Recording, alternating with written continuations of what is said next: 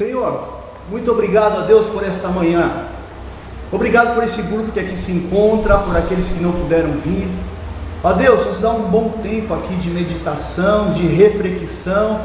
Desafia o nosso coração a optar sempre pela sua palavra, ó Deus. E ó Pai, fica conosco, ó Deus. Me ajude nas minhas incapacidades, que o seu Espírito possa falar melhor em cada coração aqui presente, ó Deus. Em nome de Jesus, amém. Pessoal, eu confesso que eu me senti bem desafiado nos dias que eu prego aqui nesta comunidade com um tema desse, ok? A vida é trem-bala na questão que o tempo passa rápido, eu tenho que investir o meu tempo na questão da comunidade. Tem tempos onde a cultura e a idolatria para individualidade... Vai te tirar isso aqui não é de Deus, né? A cultura da individualidade impera. Falar sobre comunidade é muito difícil. Eu estava vendo alguns índices na internet. Olha só, gente, o Japão comemora pelo segundo ano consecutivo a venda desses carros Smart de 2 lugares. Chegou à conclusão: para que carro de 5 lugares se o pessoal anda sozinho? Quantas vezes eu não fui em reunião de presbitério e outros tipos de reuniões, você chega lá, você fala, rapaz, 10 carros na garagem, deve estar lotado isso aqui. Você entra lá dentro, tem 10 pessoas, cada um vem num carro, e o Japão se ligou nisso e está comemorando pelo segundo ano consecutivo a venda desses carros lá, que já atingem também os Estados Unidos. Por que carro grande se as pessoas, elas optam pela individualidade? A mesma coisa com os micros apartamentos. Fantástico, algum tempo atrás, mostrou uma redação, uma programação do tamanho dos apartamentos nos Estados Unidos e no Japão. Praticamente um cômodo da casa da gente é a casa inteira, o apartamento inteiro deles lá. E tudo vai se encaixando, e coloca a cama embaixo de não sei o que lá, e não sei o que lá, e tudo jóia. Rapaz do céu. Ok? E gente, sem falar também no fenômeno das redes sociais. As redes sociais contribuem muito para esse individual. Sou mais eu, e se eu quero conversar com alguém, eu converso. Se eu não quero, eu clico ali e eu bloqueio, e acabou. E olha só que interessante esse censo mundial realizado em 2015. Pessoas que moram sozinhos em uma casa. Olha só, gente, a Dinamarca, aquele número ali é em porcentagem. Isso em 2015, praticamente 45% de um país, as pessoas moram só. Isso, aqui, manter o esquema de... Isso, gente, em 2015, 45% das pessoas moram sozinhas e vivem bem. Eu fico imaginando como é que esse índice está hoje, em 2018.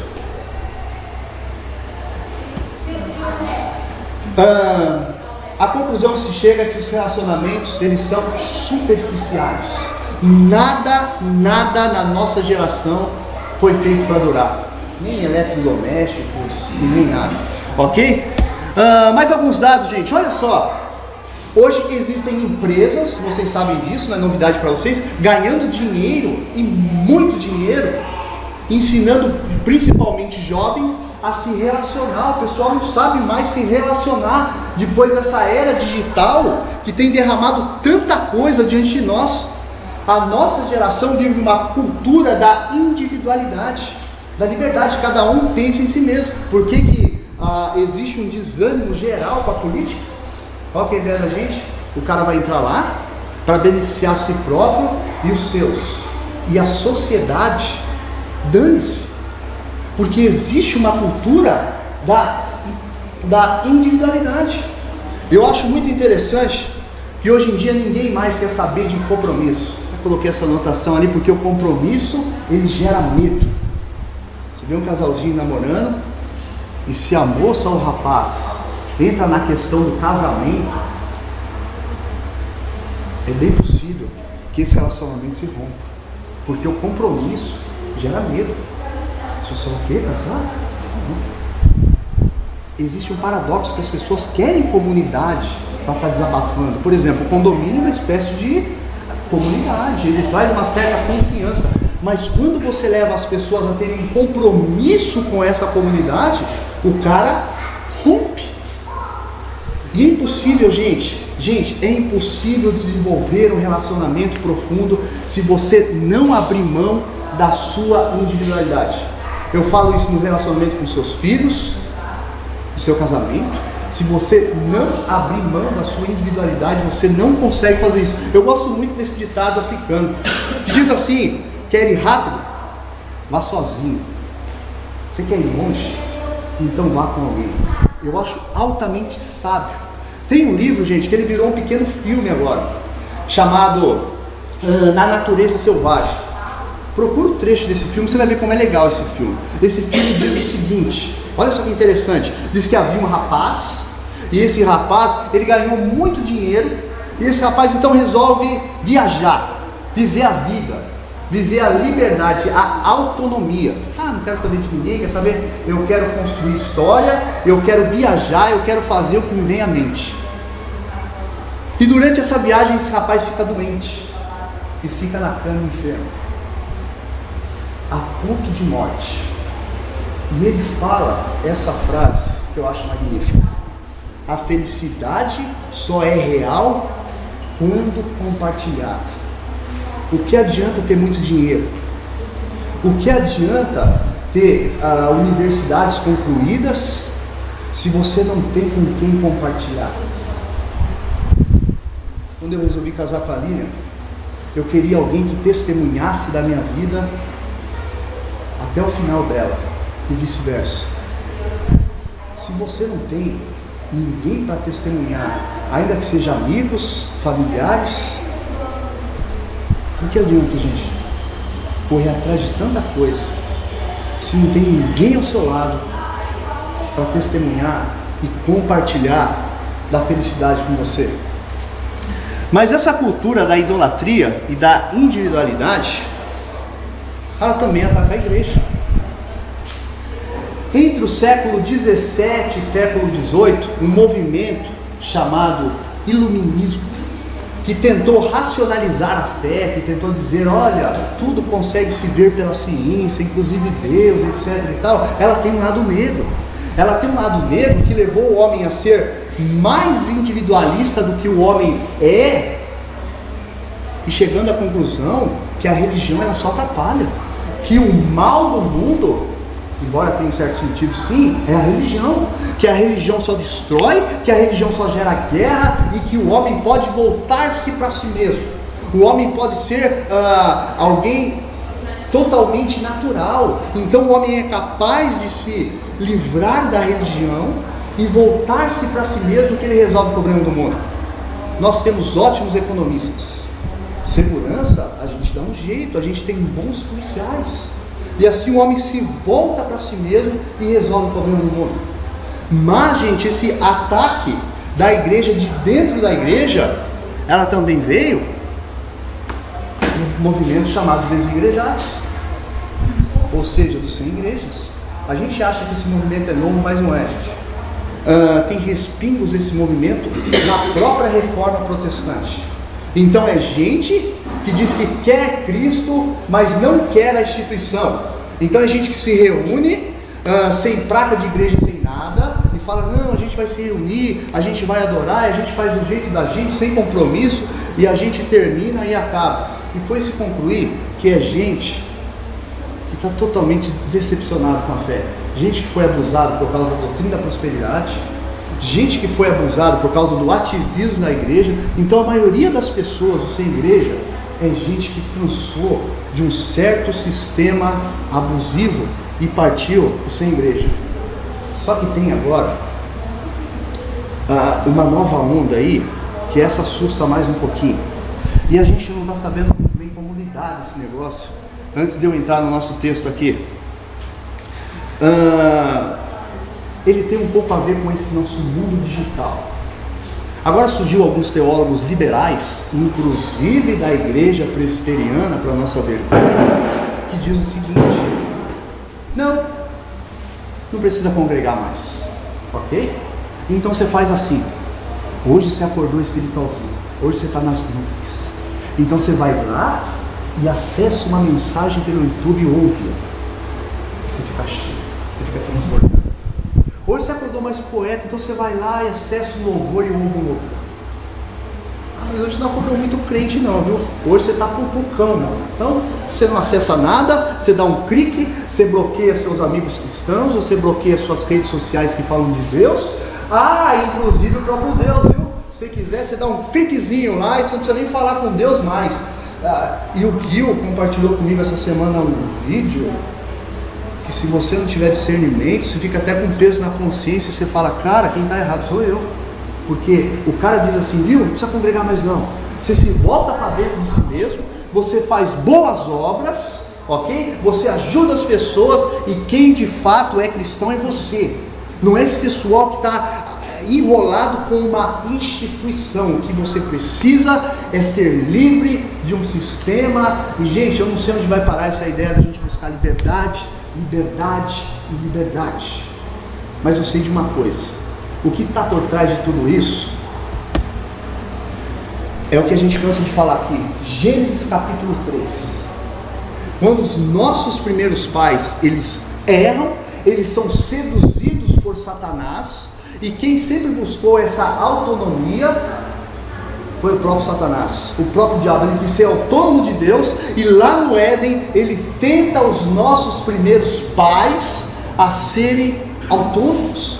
Eles dizem assim para Adão e Eva, em outras palavras: vocês precisam buscar a sua potencialidade, vocês têm potencial, vocês podem ser autônomos de Deus, vocês podem ser livres. E gente, é engraçado que essa promessa de liberdade trouxe escravidão. E quando se olha na história, a gente herdou um pouquinho dessa maldição freudiana, de Freud, que o homem precisa buscar a liberdade, e hoje a gente luta e luta e luta para tentar construir comunidade. Sabe carro em ponto morto? Por causa de Gênesis 3, a gente é igual carro em ponto morto na descida. Você deixa ele em ponto morto, ok? E ele vai descer sempre para o lado da individualidade, nunca para o lado da comunidade, por causa de Gênesis 3. Então você põe no ponto morto, sozinho ele está indo para a individualidade, para a autonomia, sempre. Isso é o automático do carro. Logo, nós temos uma geração individualista marcada pelo consumismo. Pessoas que cada dia mais só querem consumir, inclusive Deus. Quantas pessoas você conhece dispostas a servir o reino de Deus? E quantas pessoas, vezes 2, você conhece dispostas a consumir culto sem qualquer compromisso? Eu duvido aqui que você nunca ouviu a frase: a igreja não estava mais legalzinha, mudei, fui para outra. E já estou pensando em mudar, porque, cara, estou muito sem graça, perdeu a essência. E a gente vai consumindo esse negócio, e a gente nem percebe que isso não tem nada a ver com a igreja. Mas olha só, gente, o que pensa Jesus disso, diante dos relacionamentos? É interessante que Jesus, é lógico, né, até contra um padrão de Satanás, Jesus sempre vai optar pela comunidade, ok? E olha só, a gente não pode confundir a ideia de unidade e uniformidade, ok? Unidade, então, é a gente andar junto, mas dentro dessa unidade pode haver uma uniformidade. Eu não preciso concordar com o Jonathan em tudo, eu não preciso concordar com o Edson em tudo, e a gente não vai concordar mesmo, porque todo mundo que está aqui dentro não pensa igual, mas na base, que é Cristo, a gente tem que concordar para a gente poder caminhar junto. Olha um exemplo bem vívido disso. Por exemplo, Jesus, ele tinha 12 apóstolos. Um dos seus apóstolos chamava Simão. Ele era um zelote. Sabe o que é um zelote? Em poucas palavras, uma espécie de terrorista. Era alguém que estava o tempo todo pensando em explodir Roma. É alguém que está falando, rapaz, na primeira oportunidade eu vou acabar com o governo de César. Mas no grupo de Jesus tinha um outro apóstolo chamado Mateus. O cara trabalhou a vida inteira como cobrador de impostos. Adivinha para quem? Para Roma. Então no grupo de Jesus tem um cara que é do partido de Roma, e tem um cara que está pensando em explodir os romanos. Já pensou que bonito? Jesus faz uma fogueirinha, está assando um peixinho, e Jesus pergunta para os caras ali, viu? Vai votar em quem na próxima eleição? Você tem um cara que quer explodir tudo, e você tem um cara que apoia Roma. E aí Jesus olha e fala, Mateus, qual é a sua opinião? Simão, e você? Gente, não há relato na Bíblia que esses caras se discutiam e desentendiam. Logo, olha só, a base é o que nos constrói uma unidade. Existem doutrinas dorsais na Bíblia que não dá para mexer.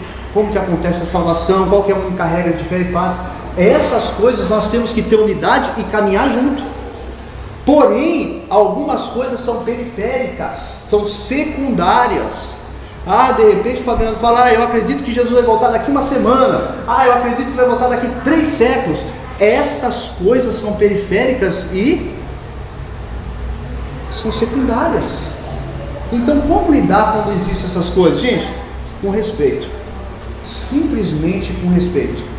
E para mim, a melhor forma que Jesus usa para construir relacionamentos saudáveis é o serviço. Eu pergunto para vocês,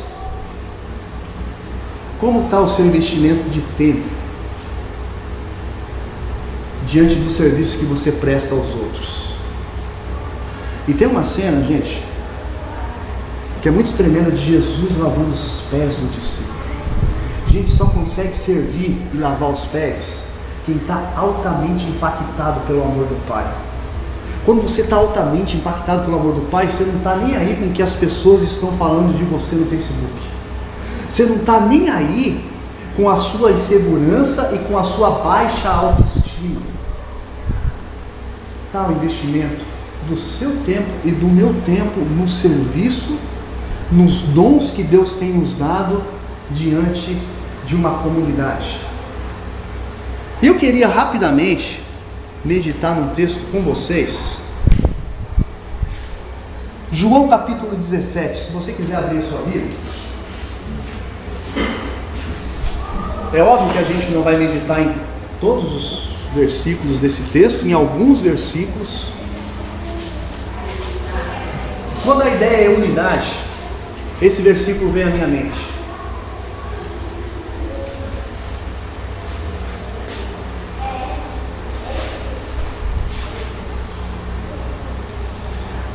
Vai para o verso 11, a gente vai meditar em alguns versos apenas.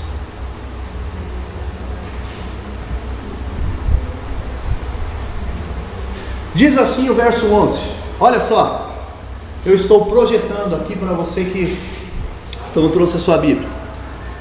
Não ficarei mais no mundo, mas eles ainda estão no mundo. Eu vou para ti, Pai Santo, protege-os em teu nome, o nome que me deste, para que sejam um, assim como somos um. Sabe o que Jesus está fazendo aqui?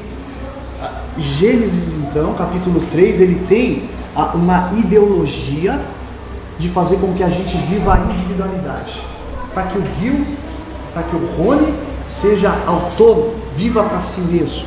Jesus está orando ao Pai, pedindo proteção para que os seus discípulos sejam um, assim como ele e o Pai são um. Jesus já sabia dessa tendência nossa de ser puxado, desafiado e viver pela individualidade, e Jesus então ele ora pedindo, olha Pai, eu estou pedindo para o Senhor nos proteger, para que eles sejam um. E é interessante que no capítulo anterior, praticamente, Jesus ele está ensinando os homens quando ele fala que ele é a videira verdadeira, algo sobre o Pai. Aqui na oração, ele está falando ao Pai sobre os homens, e ele está pedindo que esses homens sejam protegidos desse projeto que começa lá em Gênesis 3, da gente deixar de lado uma comunidade como essa, da gente deixar de lado a comunidade da nossa família, da gente deixar de lado a comunidade com os nossos amigos. Mas o texto continua. Vai para mim aí no versículo 20 agora, 20 e 21. Diz assim: minha oração não é apenas por eles, rogo também por aqueles que crerão em mim, por meio da mensagem deles, para que todos sejam um, Pai, como tu está em mim e eu estou em ti, que eles também estejam em nós, para que o mundo creia que tu me enviaste. Gente, olha que tremendo isso aqui. Eu não sei se você sabe, mas Jesus, ele orou por você. Olha o começo desse texto: minha oração não é por apenas por eles, os apóstolos, os discípulos que estavam ali, mas rogo também por aqueles que crerão em mim, futuro, aqueles que virão crer em ti, nele. Jesus está orando, Jesus está dizendo: Pai, mais de 2000 anos vai ter ali uma pequena comunidade reunido no bairro do Estoril, em meu nome, e eu quero rogar por essa pequena comunidade. Eu quero rogar por aqueles que futuramente crerão no Senhor. Rogar para quê? Para que o Senhor nos proteja desse individualismo, para que o Senhor nos proteja dessa visão que quer nos levar a deixar a comunidade e viver a individualidade. Porque, gente, como eu disse, a nossa tendência é sempre puxar para a individualidade. E como que nós temos tratado os nossos relacionamentos? Você consegue fazer uma reflexão rapidinho entre você aí? Como que é o seu relacionamento com a comunidade que você frequenta? Como que é o seu relacionamento com os seus familiares? Como que é o seu relacionamento com seus parentes, vizinhos e amigos? E tem uma coisa que a Bíblia mostra pra gente, que eu acho tremendo. Sabe como que você desenvolve relacionamentos profundos? Com intencionalidade. Gente, se você não tiver intencionalidade, você não vai desenvolver relacionamento profundo no seu casamento. Sabe o que é intencionalidade, né? Atitude, ação. Se você não parar e falar: eu quero investir um momento no meu casamento, que é uma pequena comunidade, eu quero investir, ter intencionalidade na relação da minha amizade com o meu amigo, até visando missão, eu quero ter intencionalidade no meu relacionamento com a comunidade. Se você não tiver intencionalidade, você não constrói um relacionamento profundo. Esquece. Ninguém vira amigo da noite para o dia e fala: ô, tudo bem, aí dá um abraço aqui, a gente está junto. Gente, precisa ter intencionalidade. Eu preciso investir. Casamentos que se acabam, sabe por que eles se acabam? Porque não há intencionalidade de ambas as partes de investimento conjugal. Às vezes eu fico olhando para as minhas filhas, a minha esposa está aqui, e bate um certo temor. Você fala: rapaz, pensar que eu estou criando a Yasmin, criando a Andressa, para dar para alguém, porque filho você cria para dar para alguém, não vai ficar para você. E ao mesmo tempo eu olho e falo assim: quem Deus deu para mim, para testemunhar a minha vida até o final, é a Lívia. E aí abate aquele sentimento de culpa da gente falar assim: por que eu não invisto muito mais na Lívia, a nível de relacionamento, do que nos seus filhos? Você já viu qual que é a tendência? É os filhos irem embora e acabar ficando na casa, por exemplo, no meu caso, eu e a Lívia. Porque passarinho quando cresce, bate asa e voa. Agora, se eu não tenho intencionalidade, se eu não invisto tempo na minha família, na minha comunidade, na relação com os meus amigos, gente, esse negócio vai acabar.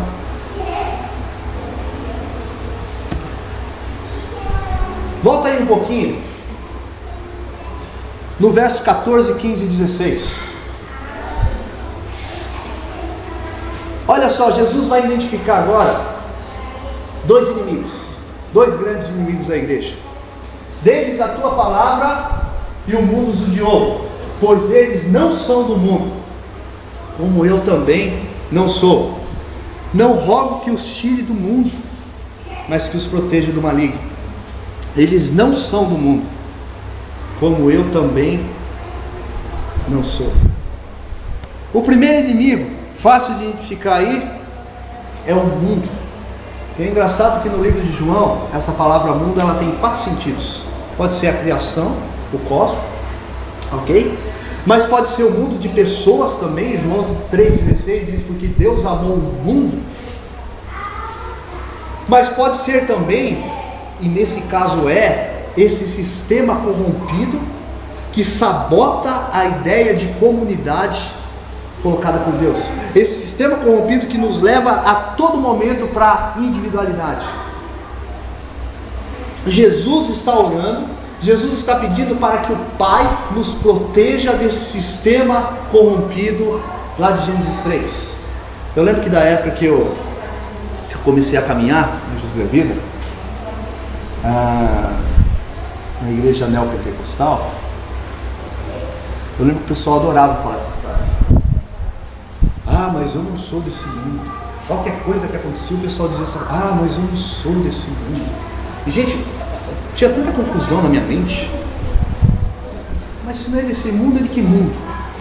É um ET? Que papo é esse que eu não sou desse mundo? Até tem um vídeo muito interessante no YouTube, eu acho ele tremendo. Barretos, a festa de peão de Barretos. Tem um cidadão de preto, não sei se ele tinha voltado numa vigília, mais ou menos meia-noite, e tinha um cemitério e um ponto de ônibus em frente ao cemitério, e esse cidadão está de preto, todo de preto, ele está gravata, aquela cara de cansado, acho que ele tinha orado o tempo todo, está no YouTube isso, e com um livro preto debaixo do braço, possivelmente era a Bíblia. E passa um carro de jovens assim, naquela bagunça tal, procurando a festa de peão de Barretos. E ele para na frente desse jovem que está lá, desse rapaz, desse homem, e pergunta para ele assim, viu, aonde que está a balada, aonde que está a festa de Barretos, a festa de peão? E aquele fala, eu não sei, eu não sou desse mundo. Gente, no vídeo é tão interessante que aqueles caras pegam aquele carro e saem correndo, quase que ele bate o carro, de medo, porque aquele homem de preto, em frente ao cemitério, olha para aqueles jovens e fala assim, eu não sou desse mundo, eu não sou. Quando eles perguntam sobre essa festa de peão de Barretos, dá para entender que o mundo tem essa visão da gente, quando a gente olha e fala, eu não sou desse mundo. Sabe o que Jesus está querendo dizer aqui? Quando ele fala que essas pessoas não são desse mundo, que são gente que optou em seguir a palavra de Deus e quebrou com esse sistema corrompido desse mundo que nos leva para longe de Deus. É só isso. Mas olha só, gente, tem um segundo inimigo aí, que é o maligno.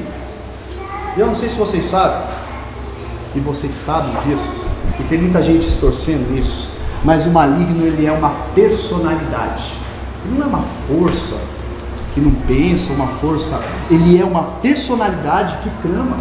E a Bíblia diz que ele veio para matar, roubar e destruir. Quando eu, na minha individualidade, começo a tomar algumas decisões na minha vida, algumas decisões que vai me afastando de Deus, que vai fazendo com que eu não decida pela palavra de Deus, eu vou dando algumas brechas para esse inimigo feroz. E sabe o que ele vai fazer? Ele vai destruir meu casamento, que é uma comunidade. ele vai destruir a minha relação de amizade com meus amigos, ele vai destruir a minha relação de amizade dentro de uma comunidade dessa. É as decisões que eu vou tomando, gente.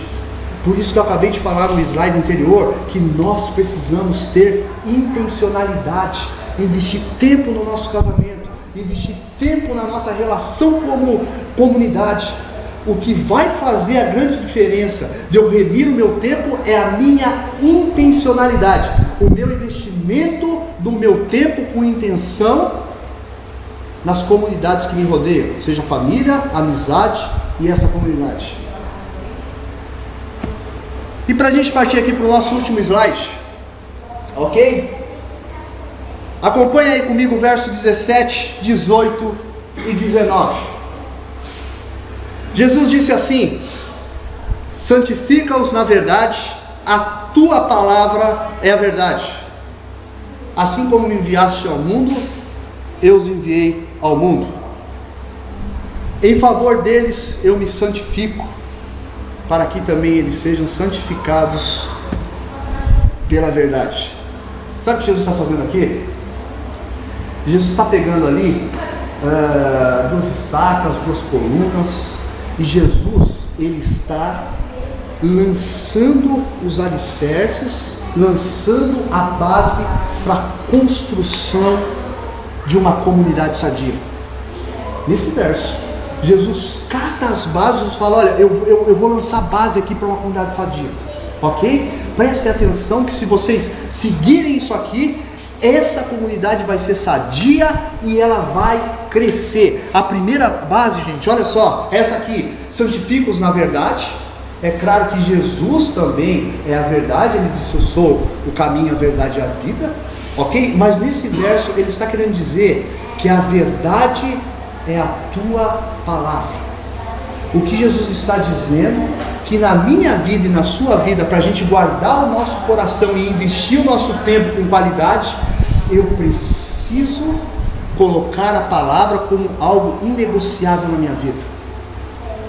Deus nos deu a palavra para que tudo nos vá bem. Quando eu opto por valores contrários à palavra, tudo nos vai mal. Então, o primeiro alicerce inegociável para uma comunidade sadia é optar pelos valores e princípios do que a Bíblia tem para a minha vida e para a sua vida. Mas tem o segundo, que eu gosto muito. Olha só: assim como me enviaste, eu também os envio. Gente, os valores e princípios da palavra de Deus e missão. A igreja não foi criada com um fim em si mesmo. Qual a finalidade dessa pequena comunidade? A gente fazer cafezinho, arrumar um lugarzinho, pôr um ar-condicionado, eu saber a data de nascimento da Laira, da Dona Zélias, e a gente mandar parabéns pelo Facebook, e a gente ser um grupinho pequenininho, feliz, com finalidade entre nós mesmos, para todas as coisas feitas para dentro. E que bom, viu, gente? E que bom se todo mundo aqui se tornar um bom teólogo. Que bom se todo mundo conhecer a Bíblia e a gente ficar por aí caçando testemunho de Jeová ou adventista ou qualquer outra coisa e ficar discutindo teologia. Não, gente. Olha o que Jesus disse: que essa família tem que crescer. Mas enquanto essa igreja cresce, os problemas também crescem. É isso mesmo. Jesus não disse que a igreja jamais seria perfeita. Jesus disse que a base da igreja dele é a palavra e missão. Deus colocou você onde você está para você fazer missão. Quem disse para você que a finalidade da igreja, com todo respeito, gente, não que a gente não tenha que estudar a Bíblia e devorá-la, mas que eu tenho que estudar a Bíblia e devorá-la simplesmente para mim ser um bom teólogo, ou conhecer teologia, ou qualquer outra coisa, gente, é missão. Jesus disse assim: olha, assim como o Pai, olha só, a palavra usada é missio Dei, missão de Deus, assim como o Pai me enviou, eu os envio. Eu os envio para estar no meio de pessoas fazendo missão o tempo todo. O tempo todo. A gente às vezes gosta dessa expressão, mas eu preciso defender o Evangelho, eu preciso defender Deus. Gente, quem disse que Deus precisa de advogado? Deus nos enviou a missão, para a gente estar infiltrado no meio de gente que não conhece e conectando essas pessoas à cruz, para que o Pai seja glorificado. Por que a gente não faz missão e a gente é envolvido por essa ideia de ser consumista de culto? Eu termino com o maior exemplo de alguém que anulou a sua individualidade, que é Jesus Cristo. Alguém que poderia ser o ser mais individual, porque tinha todas as coisas aos seus pés, mas ele anula a sua individualidade para construir comunidade. Sabe por que eu tenho hoje o prazer de chamar você de meu irmão? Por causa dele, porque ele se anulou altamente. Ontem o Val estava falando que ele assumiu a nossa pobreza para que nós se tornássemos ricos.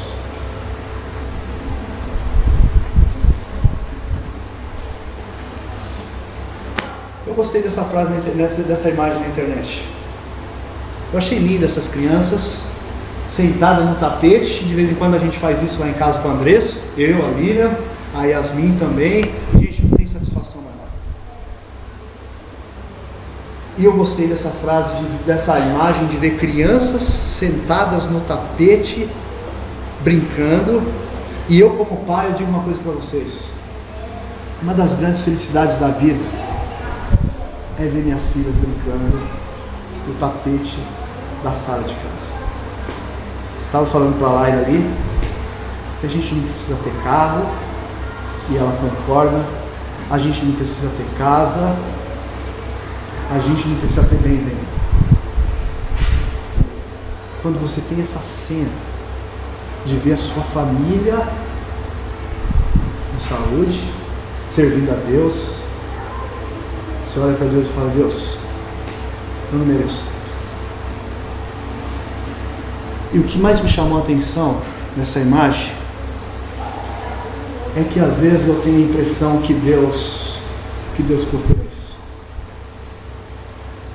Gente que esteja aqui dentro, sentado em cima do tapete, reunido, o adorando e o louvando. Mas a gente opta pela nossa individualidade. A gente opta a fugir desse Deus e a consumir culto. Tem horas que a gente parece, sabe aquele casal apaixonado, em que ela ou ele marca o encontro com o cônjuge, espera, e ele não aparece. E esse Deus continua amando. E esse Deus continua nos querendo ter sentado no tapete, reunido em família, o adorando.